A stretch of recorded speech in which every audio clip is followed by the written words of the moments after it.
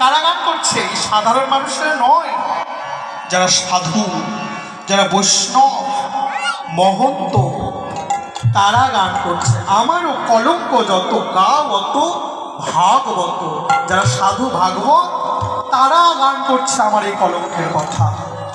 থোকারয় বেদ ও পুরাণ, বেদ পুরাণ তারাও ঘোষণা করছে। দেখ দেখ সখী রে, আরো এক আশ্চর্য কথা, সখী হে শোনো আশ্চর্য কথা, লোকে আমার ঘন কথা।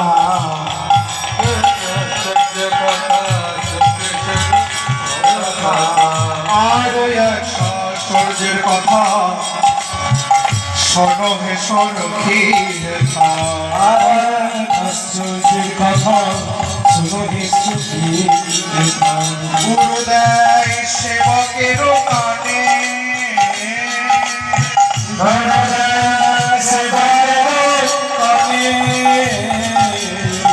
গুরুদেব সেবকের কানে, ওই গুরুদেব সেবকের কানে।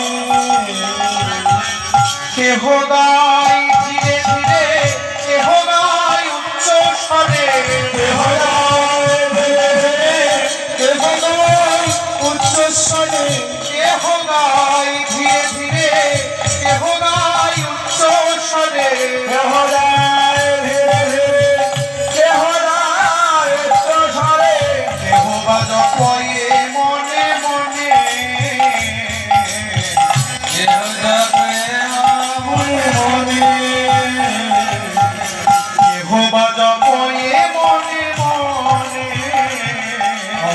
কেহ জপে মনে মনে। সখী, আমার কলঙ্কের কথায় সাধুরা কিভাবে গান করে জানিস?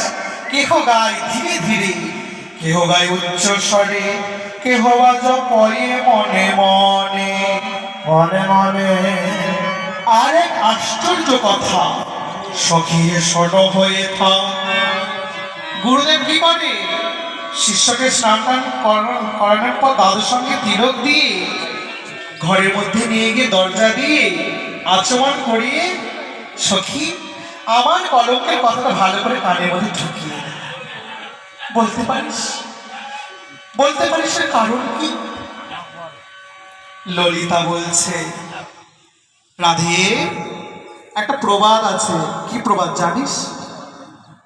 বিনা পাপে পায়ে কোনোদিন কাঁটা বেঁধে না। তাই তো মায়েরা?